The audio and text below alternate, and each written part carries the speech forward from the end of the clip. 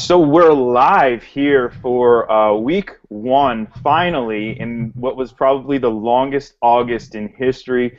We're back with the War Room. I'm your host, Jeff Ratcliffe, doing start sits, all kinds of fun stuff. With me is, of course, the incomparable Mike Clay and the fantastic Pat Thorman. Guys, I can't believe it's finally here. It's almost surreal, but I'm ready to roll. How about you guys? Yeah, let's do it. Time to get some. It's so weird, you get lots of questions right now, and I still keep thinking full season rankings since we've been doing it so long. Now we have to convert to week one and weekly rankings. So yeah, I'm excited. Let's do it. Yeah, me too. I'm psyched to get some new data after 8 months or so of poring over the old stuff. Absolutely, lots of data points aplenty, and it looks like we got a couple folks with us here. Now, last year we had a little bit of problem with the mics, but Justin, are you with us? Are you ready to ask us a start-sit question? Now, remember, if you are with us, sometimes Google Hangout does automatically mute you to start. There's just, at the top of your screen, if you just scroll over, there's going to be a little microphone button with a slash through it. You can turn that on and off at your own leisure. But we do have a couple other folks here, so Justin, if you get that straightened out and you want to chime in, go ahead and do that. George, are you with us? George is not with us. All right.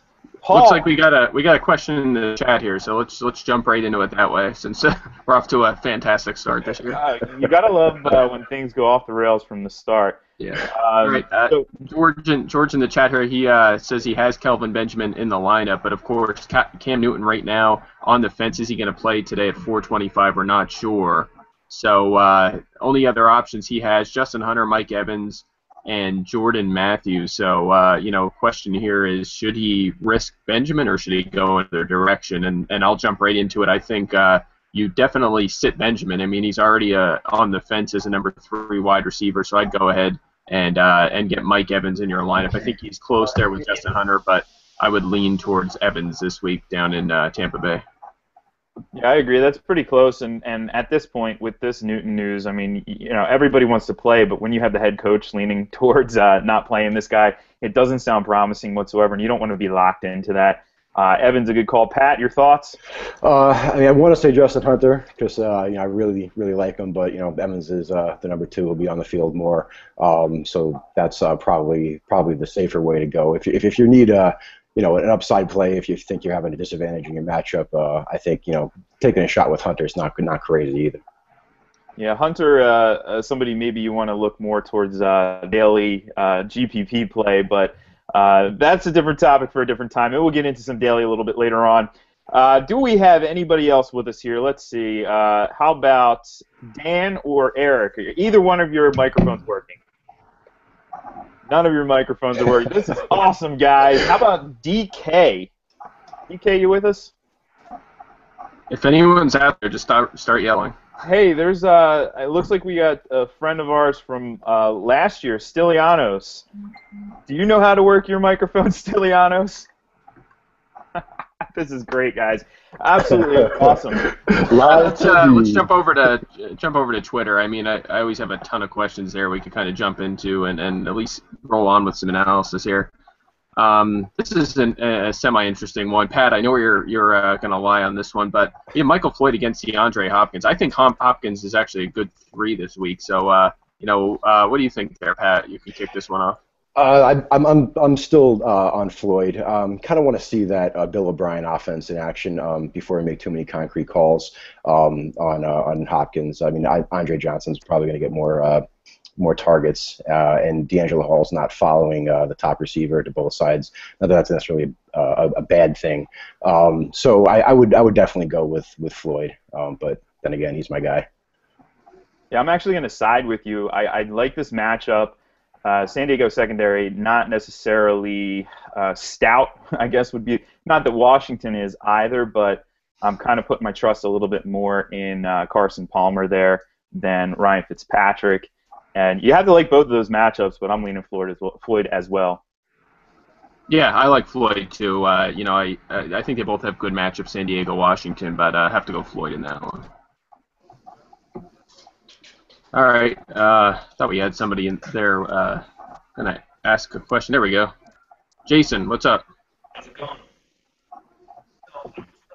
We can barely hear you, Jason. Coming in really low. Let me get my microphone. I'll be right back. All right.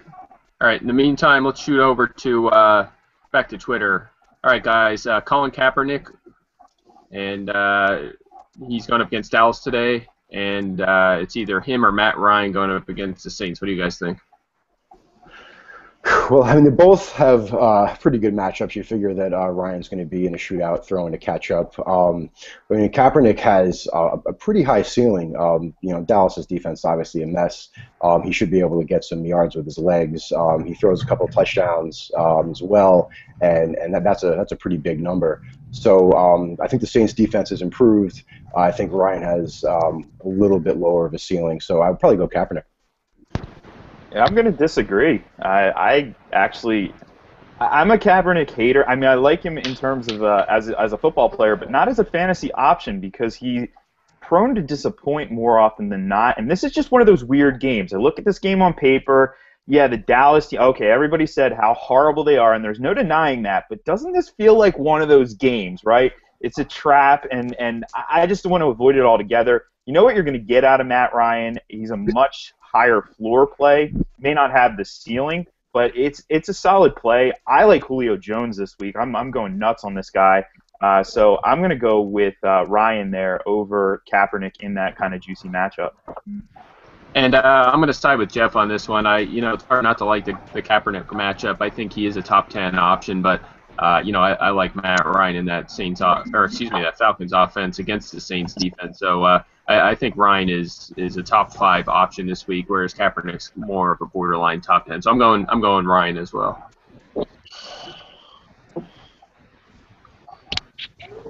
All right, Jason, do we got you now? Yeah, I'm here. Can you hear me now? Yes. Okay. So I am stuck between. I have Heath Miller and Rudolph, and I can start a tight end and flex one. But I also have Ingram, and I like his matchup against Atlanta. So of the 3, which 2 would you rather start? Heath Miller, Mark Ingram, Kyle Rudolph. Those are the 3.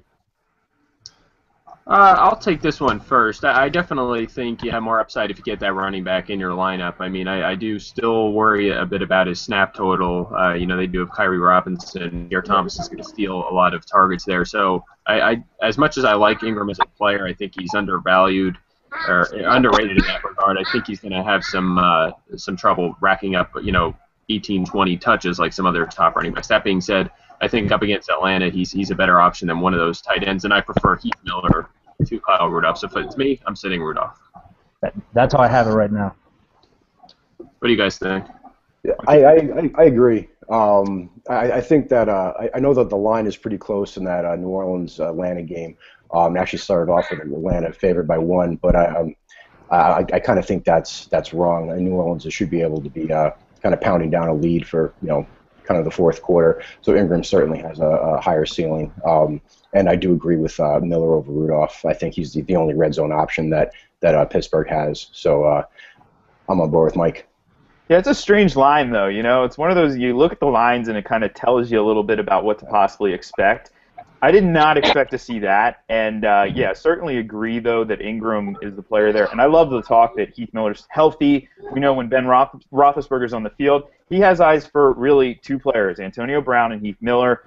Heath Miller, an awesome play. I love Rudolph, but we haven't really seen it yet. We've seen this, red zone guy, but that's really about it. So, he's certainly a great player to have on your roster, but if you want the better plays this week, I'd go with the consensus here. Sounds good. Do we have anybody else on board here? Carlos, are you there ready to ask a question for us? Yeah, can y'all hear me? Looks like your mic might be muted, man.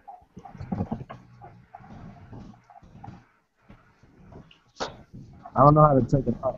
It's like is that Coleman, are you in here? Yeah, can you hear me? Yes. What's up? How's it going? Thanks for taking me. I'm just wondering, I got 3 running backs, just wondering which 2 you think I should go with. I got Fred Jackson, Bell from the Lions, and then Gerhardt. So Fred Jackson, Toby Gerhart, and Joik Bell. Pat, thoughts? Is this PPR? Half point. Okay. Gerhart is going to get the volume for at least the first half, but he'd probably be the one I said. I want to see what they can do, especially with their offensive line being a mess. I know he's got a lot of hype this offseason. I was kind of on board with that myself, but I think Gerhart's a wait and see against a pretty tough Philadelphia run defense. Yeah, that's kind of what I was going through my thought process as well. Actually, can I ask another question too, if that's all right? Sure. In another league, I got Michael Floyd and Gerhardt at the flex position. Who do you like? What's the scoring setting there? Half a point again. Okay. You guys want to? You know my answer. Yeah, he's going to go Michael Floyd. I think I probably agree with him there. I don't know if I agree in the first example, though. I kind of like Gerhardt in this matchup just because there could be a lot of volume there. And, you know, the player who may be the odd man out is Fred Jackson. I understand it's a run-heavy approach. Yes, the Bears were horrible against the run last year. I don't think they're going to be as bad against the run this year. A lot of people are forgetting they added the best run-defending defensive end in all free agency, Lamar Houston. They have DJ Williams back. That was part of the reason why their run defense fell apart last year. So I'm fading that whole Buffalo team pretty much. Well, I mean, there's not much else there, but I'm fading them this week, and I'd probably go with Joik Bell and Gerhardt in that first example. One more point on Buffalo is Lee Smith, their tight end, who was I think the top 5 or 6 blocking tight end for PFF grades last year, is not playing. So that's going to be less help on an edge guy like Houston, who's an excellent run defender, like Jeff said. Great, thanks for your help. No problem. Good luck, man. Thanks. All right, Carlos, you got your mic working? Yeah, can you hear me? Doesn't it seems like you're muted? There's probably a mute button there somewhere. You got to figure out. Yeah, it's. I mean, I can see you talking. It's just not. It's probably muted on Google Hangout itself. Google Hangout sometimes is not necessarily the most intuitive of software, but anyway. I got one from Twitter from Demario Rich. Who to sit out of Michael Floyd, Manuel Sanders, or Michael Crabtree in non-PPR? See what you guys have to think about that. Non-PPR, Michael Crabtree, Michael Sanders is locked in the lineup. There's no doubt about that one. And so it's really between Crabtree and Floyd. It's close. I mean, we know that when Crabtree's on the field, he essentially gets peppered with targets all game long. I'm still probably going to lean Floyd. That's, again, like you, Pat, I have a Floyd bias. So I don't know. Maybe it's the kid in me. I was a huge Notre Dame fan when I was a kid, so maybe that's part of it. But I'm going to still lean Floyd there. Yeah, this is easy for me. Definitely Michael Floyd up against San Diego. Crabtree is not even 100% healthy. It looks like he's going to play, but it's not for sure. So, and I was down coming into the season. So for me, easy one here. Sanders is a top 10 option, and I think Floyd is easily in over Crabtree. It looks like we got another question here. It's coming from JJ. Is that who I'm hearing? Yeah. So I just saw the news about Cam probably not gonna get the go today. Okay. So it's kind of scaring me with me starting Kelvin Benjamin. So in a non-PPR, should I start Kelvin, risk Jonathan Dwyer, or Jeremy Hill? That gets a little bit deeper. Yeah, I'd go Hill here for sure. I mean, Jonathan Dwyer, if Ellington goes, he's going to be all but useless. So for me, get Hill in there. He may, get 8-10 carries. That might be it, and a target here or there, but he may get a shot at the goal line. So for me, I would not chance it with Benjamin. I would get Hill in there. Definitely a chance. He's a top 20 back if he finds the end zone. Okay, and then one more. In a PPR, choose 2 out of these 3. Sean Green, Chris Johnson, and Maurice Jones-Drew. Sit Green. Yeah, sit Green. That's an easy one. Okay. Thank you. No problem. Good luck, man. Thank you. All right. It looks like we got some hangers on here, and no questions in the chat. Maybe we'll head on over to Twitter. Let's see what we got. You guys got anything good queued up for us? Let's see here. Yeah, I got one here. The Reed Option fan of the show here. He wants to know if he should go in a standard league on Monday, Rashad Jennings or Joique Bell. I'm on Bell in standard. I mean, Jennings is probably he could catch 6 to 8 passes, but with the way the Giants' offensive line looks right now, especially against that Detroit front, I really don't want much of a part of that as far as expecting too much run success. So I would go Bell.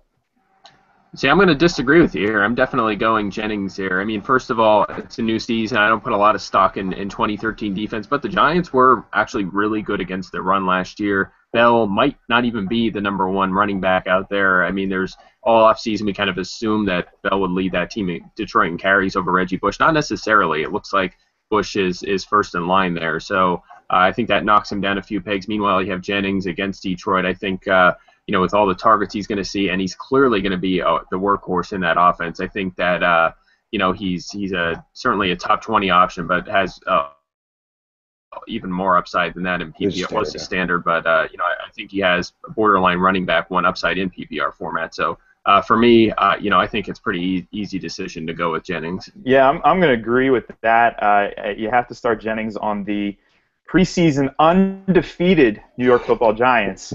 Gotta love that. And yeah, I'm going there, but I mean I can see the merit to Bell, but for me it's pretty easy as well. The goal line is kind of what pushes me toward Bell. I think we'll get the goal line carries, and then you got Andre Williams, perhaps vulturing from Jennings. But I can see what you guys are saying. We'll see if that Andre Williams narrative actually plays out. I'm curious to see exactly what they do there. And if this is a situation where he's going to be a goal line back or not. I mean, he didn't look like a goal line type back in the preseason to me, but then again, I'm not in charge of player evaluation or anything like that. We do have a question in the chat here, and a question close to my heart. It is a question about team defense. So from Justin, no Mike, no Cam, no problem, Justin, not a problem at all. He says, how do you like the Bucs defense if Cam is held out of the lineup, comparing them to the Lions and to the Eagles? Now, we know the Lions have a pretty butter matchup, at least on paper, because the Giants were the #1 matchup for team defenses last year. Eli Manning had, 15 interceptions in the first 6 games of the season. Of course, the Eagles get the Jags. The Jags were also a tremendous matchup over the first 8 games of the season last year, but not over the final 8 games after their bye week. So that's interesting, but the Tampa Bay Buccaneers, on paper, they are stacked. I like this matchup even if Cam Newton plays. I'm starting them over either two options because those, the Eagles and the Jags, or the Eagles and the Lions are streamers. The Bucs are an every week play, so I'm going with them even if Cam Newton starts. I don't know if you guys have any thoughts on team defense. The one thing I worry about with the Bucs, and especially if Cam doesn't play it, that's obviously a top 5 play. But that game might just go back to the 1930s. Between those two teams, so there might not be a lot of hay to make. If they're combined for 35 passing attempts between both teams. So if Derek Anderson does play, they might really just dial it back on the risky stuff. So I mean, with team defenses, you kind of want to avoid the over-unders the high over-unders is the common perception, but that's kind of where the juicy points come from, especially if the Jags get behind and have to really throw up, start throwing on the road. Philly's defense is not great against the pass, but they're fairly opportunistic, so I wouldn't dismiss them out of hand. It's definitely a tough call. So when you say revert back to the 1930s, does that mean we're going to see a drop kick in this game? That'd be awesome. Hey, just chime in here, guys. If we're getting reports that the room's full, people can't come in and answer questions. So I put a YouTube link here in the chat. If you can just shoot over there if you're just watching, if you don't have any questions, that'll allow some other people to get in and get their questions answered. All right, we do have a couple of questions in the chat, so we'll hit these up. And then, guys, as we hit your questions, you can move over to YouTube for us and make some room for more people to join in on the fun. So we have Keenan Allen versus Julian Edelman. And obviously, it's close on paper, but what are your thoughts, Mike? Keenan Allen versus Julian Edelman, who do you start? And I don't have any information on whether it's PPR or not, but general thoughts.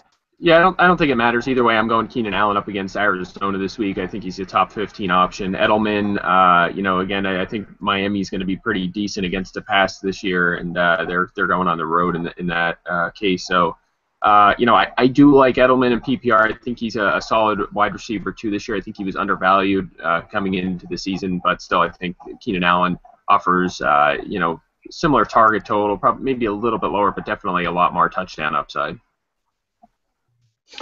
Yeah, I agree with that. I mean, Edelman is last year was kind of the perfect storm for him as far as competing for targets. Now you got a healthy Vereen, you got Gronkowski who's going to obviously command some targets. He's not really the only game in town anymore. So like Mike said, while I do like him for PPR, Keenan Allen is the way to go this week. Absolutely agreed. All right, we have a situation with Josh Gordon here for Davis. He dropped both of his defenses, and now he has to obviously drop. He says he has to drop 2 to keep Gordon and add a defense. Kelvin Benjamin, Cody Latimer, and Aaron Dobson has to drop 2 in order to keep Gordon, or does he drop Gordon? That's tough, right? But you drop Dobson. I think that's right off the bat, and then so basically it's Latimer or Gordon or Benjamin. Yeesh. Might drop Latimer and see if I can pick him back up for the defense again on Tuesday. Yeah, that is a tough call. Yeah, I think Dobson you have to, man, but all three of them guys have high upside. That's tough. I think the only reason I lean on dumping Latimer is because he's after 4 weeks he's probably going back on the bench as the 4. So man, tough call though. Very, very tough call. I think I have to agree though. I'm the guy who drafted Latimer in every league except the leagues that Mike Clay drafted him before me. But otherwise, that is a really, really tough call. Just kind of hope that he doesn't blow up this week because it'll be pretty crazy on the waiver wire there. All right, another one. Cam Newton potentially out. Should you avoid Greg Olsen? And he has Kelsey as his backup. Greg Olsen or Kelsey? I think Olsen's probably the least affected of the guys in that game, so I wouldn't completely run from him. But if you have a fairly high upside backup like Kelsey, who is going to get some targets. I mean, face it, there's really nobody else to throw to besides Jamal Charles. I'd run with Kelsey in this one over Olsen, but it's not a slam dunk for me. Yeah, I'm going Kelsey too with borderline this week with Cam Newton possibly out. So I'm leaning with the guy who has more upside this time around. Loads of upside. All right, let's go back to the folks who are actually with us in a physical sense. Carlos, is it working yet? Yeah. There we go. Oh, we lost you. Sorry about that. Oh, wait, there you go. All right. Well, I got a 12-team standard league, and I need help with my wide receiver too. It's between Vincent Jackson and Keenan Allen. Ooh, close one there. I'm leaning towards Vincent Jackson on this one. I just think he has more of a guaranteed role. Keenan Allen may actually take a little bit of a step back with Malcolm Floyd there, and of course if Gates ends up playing, Ladarius Green as well is a team that's going to lean on the run. I think Jackson offers a higher floor, and frankly I think he has a higher ceiling as well. So go with Jackson. Let's go back to the folks who are actually with us. Whoa, we're traveling back in time. Back to the future. Deja vu. There we go. All right. I actually got another question on my mind. There you go. All right. Well, Let's see. a 12-team standard league, and I need help with my wide receiver. Can I just go ahead and ask the question? I bet your Mike says Keenan Allen. Here, go ahead. All right. Then on the flex, either Keenan Allen or Shane Vereen. Jackson on this one. I just think he has. Somebody has to turn their speakers off. I got it. There we go. We got it. All right. So the next question was either Keenan Allen or Shane Vereen in my flex. Keenan Allen or Shane Vereen in your flex. I'm gonna go. Is it PPR? No, standard. I'm gonna go with Keenan Allen on that one. just a little more upside. I think we're not really 100% on how much Vereen's going to play. I'm a little worried about his carry total, so I'm going to lean Allen week 1. Okay. Appreciate it, guys. Yeah, I definitely agree with that. I'm interested to see what Miami does against Shane Vereen. The last time they played, they shut him down pretty well, and he was kind of quiet for the rest of the season. I know that they don't have Wheeler and they don't have Jones, but Wheeler was a pretty bad coverage linebacker anyway, so I agree with that. I go Allen. Yeah, I'm absolutely agreeing, and I'm kind of chuckling because it looks like Giles is showing off his fantasy war room there. He's got apparently about 12 TVs, so that's kind of funny. But, Tom, you've been waiting really patiently. Is your mic working? You got a couple questions for us? Yeah. I was wondering for... Yeah, check at the top. It will be a microphone at the top of your screen. It may not appear right away. You have to scroll over it and unmute yourself. All right, can you hear me now? Still not working. No. How about Giles? Do you have a question for us? You're muted too, guys. You got to up at the top of the screen. There's a little microphone. Make sure that's not red. If it's red, you're muted. You got to hit that button when you want to talk. Blake, you on?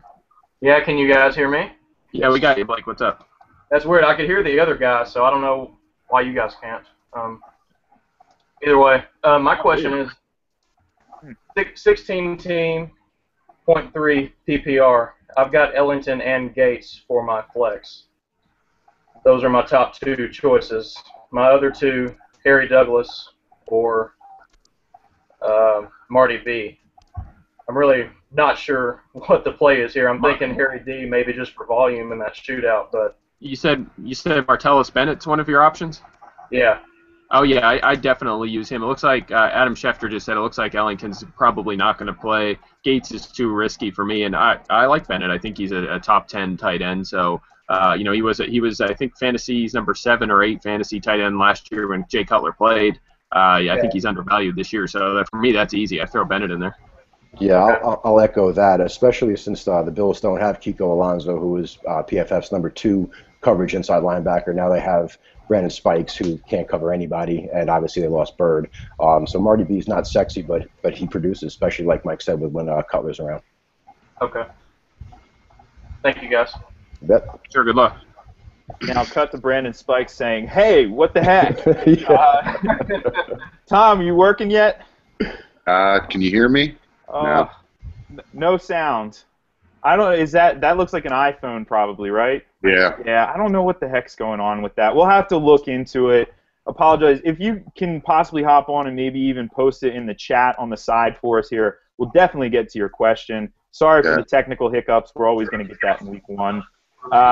We do have a question in the chat. Speaking of, from Eric, Zach Ertz or Dennis Pitta in a non-PPR this week.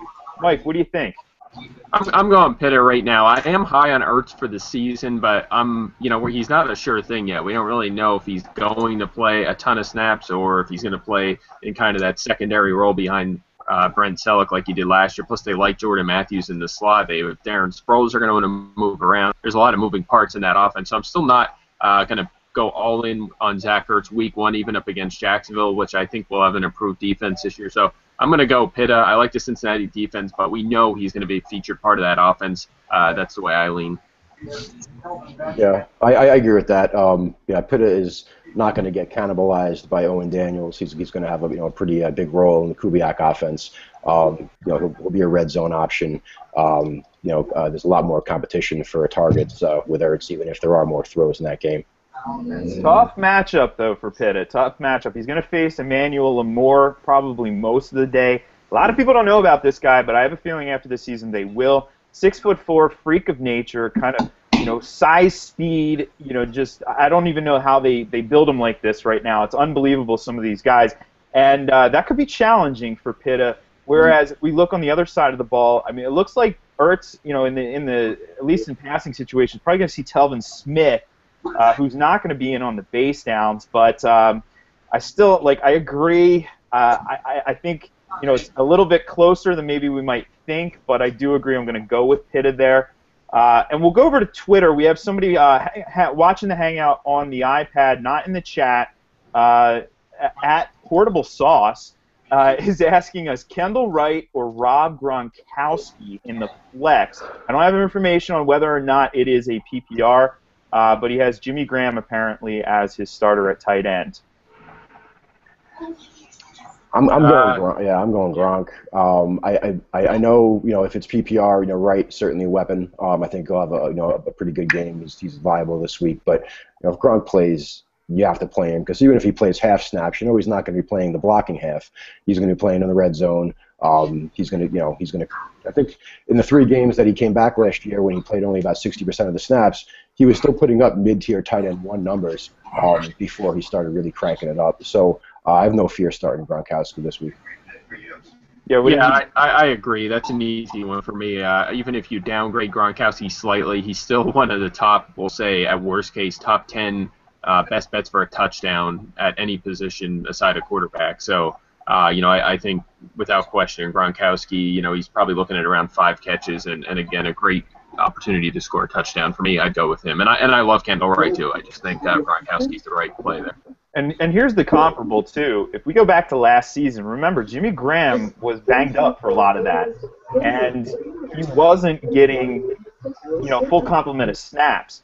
So, and yet he did just fine. So Gronkowski's right in that sort of level. Like, he doesn't need to play 65, 70 snaps. He can play 30 snaps and get you a whole week's worth of production and then some. And we know Tom Brady really has eyes for him. So that's a pretty easy question. We do have Matt, who's been hanging out with us for a little while, but he put a question in the chat. He's asking Torrey Smith, Keenan Allen, Roddy White's pick 2. Now, you can also potentially put Fred Jackson in one of those spots, but I have a feeling we're probably going to lean against that one. So toss it over to you, Mike. Torrey Smith, Keenan Allen, Roddy White, pick 2. I have no information on whether it's PPR or not. Yeah, I'm going to stick with the wide receivers here. Keenan Allen for me is a definite number 1 there. The other one, Roddy White, Torrey Smith, pretty close. So I'm going to lean towards the guy I think we have a better handle on his situation, that he is certainly going to be a heavy part of that offense, and that's Roddy White. We know he's clearly the number 2, and he's probably not going to be too far behind Julio Jones in targets with Tony Gonzalez gone. Torrey Smith, we think they're going to feature him more, but we thought that last year, and they did a little bit more, but just not how we would have liked. And with Steve Smith there, against that one, so toss it over. Sorry, Mike, I ended up muting you there. I'm trying to pick 2. I have no information on whether it's PPR or not. So anyway, go Allen and Roddy White. I'm sorry about that, Mike. You're not showing up on my screen, and it just said Mike, and I was trying to figure out who that was coming from. Guys, if you are going to come in and ask a question and you're watching us on YouTube, just make sure you have that muted for us, because we get that sort of delay. It's about 15 seconds behind us, 10 seconds behind us, and we'd appreciate that. So there he goes. Matt just left us. That's how you do it, folks. Come in, ask your question, and take off. We got from Mike Costanza, can't stand ya. We have either Marcus Wheaton or Marquise Lee as a second flex in a fairly deep league. He's got to start one of them in place of Ellington. I'm going Wheaton here. I like Wheaton a lot this season. I mentioned this. I probably harped on this on Twitter articles a lot, but aside of Denver, Pittsburgh was the only other team last year to have 3 fantasy wide receivers inside the top 36, and Wheaton's the 2. I mean, the offense is very similar. Otherwise, I mean, he has a great opportunity to see a pretty good volume and definitely some end zone targets this year. So I like Wheaton. I think Lee, he's the number 1. They're probably going to have to throw a lot against Philadelphia, but we don't know a lot about him, whereas I think we're pretty settled on what the Steelers offense can do and what Wheaton's role will be. So I think he gets a slight edge. Yeah, I agree there. I mean, the knock on Wheaton might be he's not going to score, any red zone touchdowns, but I don't think Lee fits the profile either, nor will Jacksonville be in the red zone all that often to begin with. And Wheaton will see a lot of Buster Skrine. He should be able to beat him. Apparently, he's looked good so far this preseason. And if Lee does move into the slot, which is where rumor has it that he's going to play a appreciable amount of snaps, he's going to be up against Boykin, who's Philadelphia's best cover guy anyway. So echo Mike on that. I'd go Wheaton. So I like Wheaton. I think Lee, he's the number 1. Here we go again. All right, there you go. You got it. And another question here in the chat, and then we'll see if we got anybody live to talk to us. Steven Jackson, Stephen Ridley, or Golden Tate in a standard league today? I need those again. Golden Tate. Golden Tate, Steven Jackson, Stephen Ridley. And he needs one. Needs one. Standard league. All right, Steven Jackson. You know, I think really just quick commentary here. I think coming into the year, Jackson went late in drafts. I mean, I think I saw him going as late as the 7th, 8th round of some drafts.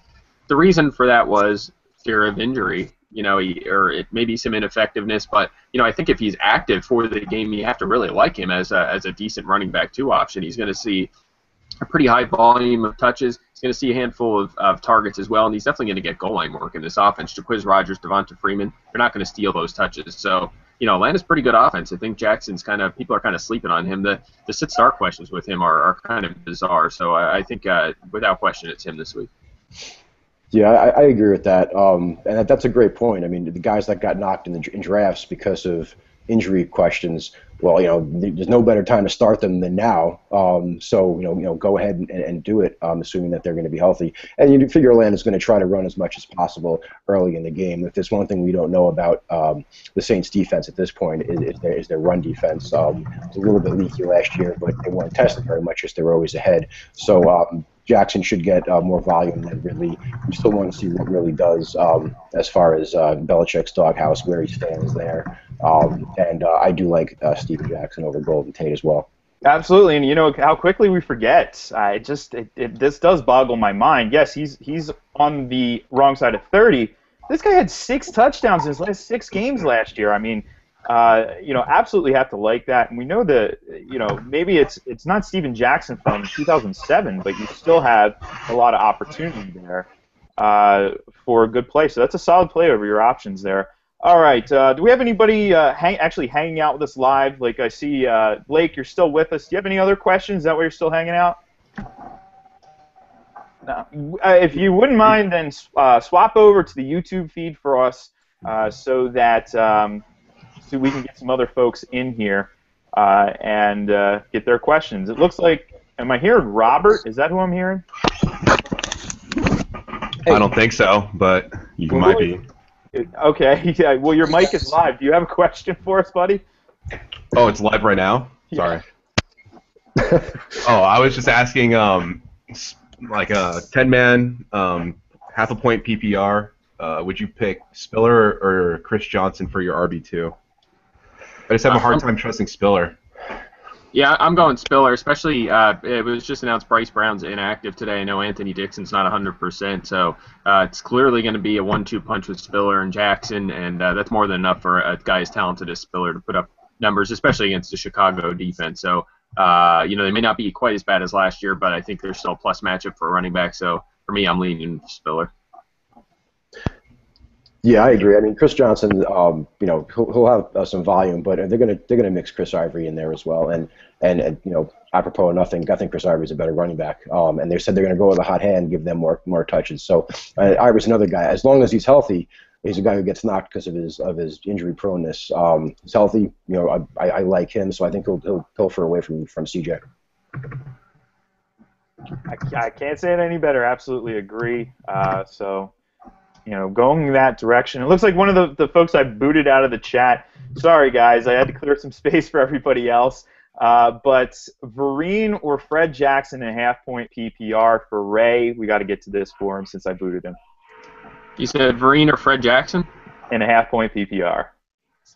Ooh, that makes that a little tougher. Although Fred Jackson does see a lot of targets as well. I'm gonna go with I'm gonna go with Fred Jackson in this one up against the Chicago defense. I think he gets a tiny edge, and I say that knowing that James White is inactive today, so that kind of guarantees a few extra snaps for Vereen, I think. But man, that's a close call. Yeah, it's a very, very close call. The Miami defense, perhaps a little bit underrated. Given what, you know, a lot of people, you know, they flew under the radar last year, and they have one of the better front fours. I mean, the front seven's a little questionable at that linebacker, but I don't know if you're getting to that level, and you know, very frequently at least. And We're not going to probably see much, obviously, work between the tackles out of Vereen. But then again, Belichick could always surprise us. But your better bet, your safer bet, is Jackson there. I'm with you guys on that. Like I said before, I want to see how Vereen does against Miami, who seemed to have his number last time they played. Absolutely. All right, so let's go to Sam's question in the chat. Half-point PPR, Emmanuel Sanders, Joyke Bell, or Chris Johnson at the flex? Say that one more time. Emmanuel Sanders, Joyke Bell. Oh, yeah. Sanders. Yep. Easy. Sanders. Seeing if you guys are awake yet. I didn't hear Sanders at first. Yeah, by the way, folks, if you're paying attention, you're watching, and you have Emmanuel Sanders, start Emmanuel Sanders. Don't really question that one. He's going to be your better option in most all cases. He has wide receiver 1 upside this week, and it could be a big one. So you drafted him. You got him at a steal probably now for what his value is at. Play him. There is an IDP question, finally, in the chat here. We have Thomas Davis, Michael Kendricks, or Paul Warlow. It says normally linebackers don't score well versus the Saints. I'll tell you exactly why that is. It's the Saints' home stats crew. They are the worst in terms of amount of tackles awarded. That's the worst venue in the entire league. That's why linebackers don't score well against them. But it doesn't matter. You're still starting Warlow here. I know I just completely contradict myself, but Warlow is in a fantastic position. Only one player in the league had a higher tackle frequency than Warlow last year, and his name is Luke Kuechly. So you're going to start Warlow. You're not going to question it. He's going to be out there every down. There's no competition for tackles. There's going to be lots of opportunity for tackles. And yes, I love me some Michael Kendricks, but not this week against Jacksonville. You're going with Warlow in that case. Guys, do you have any IDP thoughts? Well, I mean, if you figure if the Saints are running down the clock at the end of the game, that's going to be more tackle opportunities for Warlow. So there's one. No IDP thoughts, but I do want to break in here with some really important inactive news. Rob Gronkowski, let's celebrate. He's playing today as expected, so that's pretty exciting considering how often I drafted him this year. Garrett Graham in Houston is inactive, so if you're kind of desperate at tight end, maybe look at Ryan Griffin, who will play a lot in 2 tight end sets with the rookie handling inline blocking there. And for the Patriots, I mentioned James White's out. Aaron Dobson also out as well. Not a big shock because he was injured for a lot of the preseason, so it's not a surprise to see him out this week. I think he'll emerge in the next few weeks. Maybe a chance to throw him on the end of your bench though. But if you were stashing James White, which I advise a lot of people to do, looks like that was wrong. Maybe you want to dump him right now, and he might have some value later on. But if there's a more upside guy sitting out there on waivers, you can go ahead and grab him. It looks like Kenbrell Tompkins looking like a sleeper today, but I wouldn't go too high on him with Brandon LaFell there as well, and Danny Amendola is going to steal some targets in there as well. Gotta love it. Pop the champagne for Rob Gronkowski. It's almost noon, so I guess we could start drinking on this Sunday. Not during the show, of course, but back to the questions here. We have from Robert. He's asking pick 2.5 PPR league. C.J. Spiller or Chris Johnson. We did that one already. I think we're all going to side with Spiller there. Then he also asked Pierre Garçon or Keenan Allen. Mike, Pierre Garçon, Keenan Allen in a half-point PPR. I'm a little bit down on Garçon this week. I think Washington, is going to want to run the ball, and I think they're going to be able to do that up against Ryan Fitzpatrick and Houston. Garrett Graham, we just mentioned, out. That's only going to hurt their offensive effectiveness today. So I think that gives Washington a chance to win this game.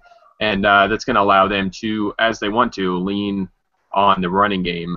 So again, little down on Garçon. That means I'm going the other direction. Keenan Allen up against Arizona. Yeah, I agree with that. And Garçon is going to see a significant cut in targets this year from where he was last year, and he was very volume dependent a year ago. So echo that again on Keenan Allen. Exactly, I agree. Now we have a question about Tim Wright. Surprised we haven't actually gotten much more about this, but I guess the sort of hype has faded a little bit there. But the question is pretty simple. Are you buying or selling this guy in leagues where you start one tight end? And if it's a 10 or 12 team league and I'm starting one tight end, he's really at the back end of the T2s right now. We don't know how well he's going to be integrated into this offense, at least initially. So it's going to take some time. Could it develop later in the year? Sure, it could, but the odds are saying that it's probably in your best bet to, or your best interest to fade him and look at other tight ends if you're only playing one. Guys, thoughts about Tim Wright? Yeah, I agree with that. It's going to take some time. This is obviously not an easy offense to pick up in New England. A lot of veterans have a hard time picking it up, and this is a second-year guy. And if he is playing that Hernandez role, it's a pretty versatile role. I'm sure they can simplify it for him. Give him a package of plays. But they have a heck of a lot of other targets as well. So if it's a deep league, sitting on him is not a terrible idea. But for the first handful of weeks, he's not really going to be usable, I don't think.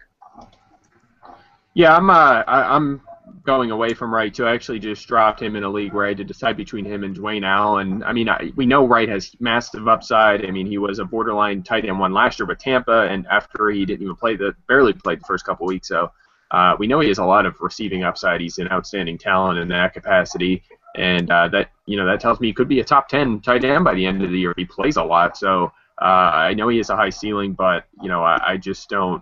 I think there's other guys that have high ceilings as well that are a little safer. We just don't really know what to expect from Wright right now. Exactly. All right. So we have another. Seemingly a lot of these questions are similar each week, and here's a similar one again. We have Keenan Allen or Michael Floyd. It seems like the consensus here is Keenan Allen, so we're going to move right past that one in a PPR for Jimmy Johansson there. I almost thought it said Jimmy Johnson. Then we're getting into NASCAR. How about Lamar Miller, Andrew Hawkins, or Steve Smith in a flex spot? I have no information on whether or not this is PPR, but Lamar Miller, Andrew Hawkins, Steve Smith. Well, if it's PPR, Hawkins kind of comes into play a little bit. With not knowing, I think Miller is probably going to get the most volume. It's not a great matchup. The Patriots' defense looks really good, but I don't think Steve Smith's going to get a heck of a lot of volume either, and they're going up against an excellent defense themselves. So if it's PPR, you can think about Hawkins. If it's not, Miller, and it might even be Miller in PPR. Yeah, I think I'm gonna go. Actually, I'm not quite as aggressive towards Miller as you are, Pat. I think there's a chance Miller doesn't play a significant role just because they seem to prefer Moreno, and Miller just continues to disappoint. So I think in standard, I'd still probably lean towards him up against New England at home. On the other hand, PPR, I definitely would go with one of the wide receivers, and I'm gonna give Hawkins the edge there. I think he's gonna have to see a pretty high target volume in that offense. Absolutely agree. Giles has a question for us, and this one's, I think, a pretty easy one for all of us. It's Roddy White, Victor Cruz, or Michael Crabtree has to sit Crabtree, right? Am I right, guys? Yes, definitely. Yep, I agree with that as well. I mean, Cruz is going to have a lot of targets because I can't imagine they're going to be able to hold their blocks for very long, and they've already shown that they're going to keep a pretty low average depth of target, at least to start. Yeah, it's going to be a lot of targets to Rashad Jennings, I think, in that one, especially if, they just don't look comfortable in that offense. Granted, they didn't look comfortable in Gilbride's offense last year, but it may take some time for the Giants. It may take some time for Victor Cruz, but he's going to get the volume. And like Mike was saying earlier, Crabtree's not 100%. Not everybody's paying attention to that, but that's not exactly what you want to roll into in week one. Play the guys that essentially you drafted in that order, start them in that order. Roddy White and Victor Cruz there. Yeah. All right. Looks like we're actually caught up in the chat, and doesn't look like we have anybody hanging out with us. So let's go back over to Twitter, guys. Do you have any questions on your Twitter feed that we haven't really covered already on this show? See. Yeah, go ahead, Pat. Flex, Spiller or Decker, and then I'll stick with that first. So Spiller or Decker in a flex. It doesn't. Are you asking this for a personal lineup? No. Let me see, my friend. And you said PPR? It does not say either way. Oh, okay. Man, I think I'm gonna go Spiller here. I know I'm definitely worried as much as anyone about his volume, but I think he is good enough to score some touchdowns without getting a lot of goal line work. We've seen him do that in the past, so I'm going to lean towards Spiller, and that's coming from someone who I do like Decker. I think he's going to be in the top 10 in the league in targets at wide receiver. So, but I think I'm going to go with explosive Spiller and hope he just breaks out and forces them to keep him on the field. If Spiller gets beyond that defensive line we were talking about, okay, the defensive line is a lot better off than they were last year. But if he gets to the second level, there's nothing stopping him. The safety situation in Chicago is really not good. And, I could totally see an explosive play. I'm not going to predict an explosive play, but we could see that there. And that super high ceiling is more than worth starting him. Now the other one is pick two flexes, Emmanuel Sanders, Vereen, or Crabtree. So I would imagine this is going to come down to Vereen or Crabtree. We're picking one of those to sit? Yeah, sit one of Vereen or Crabtree. I'm assuming we're going to go with Sanders as the other one to start. Yeah. So I'm going to sit Crabtree here. I'm going to go with Vereen, and we saw a ton of targets out of the gate last year and carries, frankly. In week one, he got hurt, and then he never really got the carries down the stretch, but he still got that target volume. So, I think those two, Crabtree and Vereen, might be close in targets, and Vereen is going to get some carries. So I'm leaning towards Shane in this one. Agreed. Hey, Philip, you hanging out with us? You ready to ask a question? Yes, I am. Can you hear me? Tim, at number 8, Frank Gore. Great matchup today. Yeah. The matchup is fantastic. Go ahead, Philip. You still there? Yeah, I'm here. Can you hear me? Yeah, go ahead. I have a question about a flex position. I'm really struggling on this one. Right now, I'm sitting with Keenan Allen in the position, and I just don't know if I like the matchup at all. Flex-wise, I have some great options. I've got Michael Floyd, love him. I think he's a great number 2 option in that offense. I have Zach Ertz, who I think is going to be a touchdown machine this year, but I don't know about against Jacksonville. I have Fred Jackson, and I have Shane Vereen. I'm going Keenan Allen here. I think he's pretty close with Floyd. Vereen's probably not too far behind, but I still think Allen's a top 15 matchup. And again, that comes from somebody not putting a massive amount of stock in defense here in week number 1. I still think we have plenty to be learned in terms of how they're going to match corners up against wide receivers after a few weeks. We'll have a better handle on that. A lot of times people say, okay, top corner, he's going up against the top wide receiver on the other side. We saw that in the Seattle Green Bay with people panicking about Jordy Nelson. That wasn't the case, and I don't necessarily think it's going to be for sure here, especially with Michael Floyd playing well and them having to keep an eye on the tight end. So I'm not too worried about Patrick Peterson. I think Keenan Allen is a fine option. A lot of defenses don't actually like to shadow cornerbacks. Because when you shadow a cornerback, essentially you have to now flip your defense, and you have to do all kinds of different things. Whereas if you have the guy on the same side of the field, then you're not having to change things up on almost every single play. And let's not forget, this is not 2013's Arizona defense. Yeah, we're not going to put much stock in Week 1 defense, but it's not the same defense as last year. Carlos Dansby's gone. Darrell Washington's gone. Tyrann Mathieu is. I'm guessing he's not playing. This is not the same defense, and I'm not really too worried about it. Definitely going with Keenan Allen there. Yeah, I agree. I have them very close, Floyd and Allen. I wouldn't call you crazy to start Floyd, but I do edge toward Allen by a nose. Thanks, I appreciate it. I guess I kind of struggled because I was worried about Malcolm Floyd being back too. That's Clay's guy right there. Any thoughts, Mike? With who out? With Malcolm Floyd being back. That's his concern.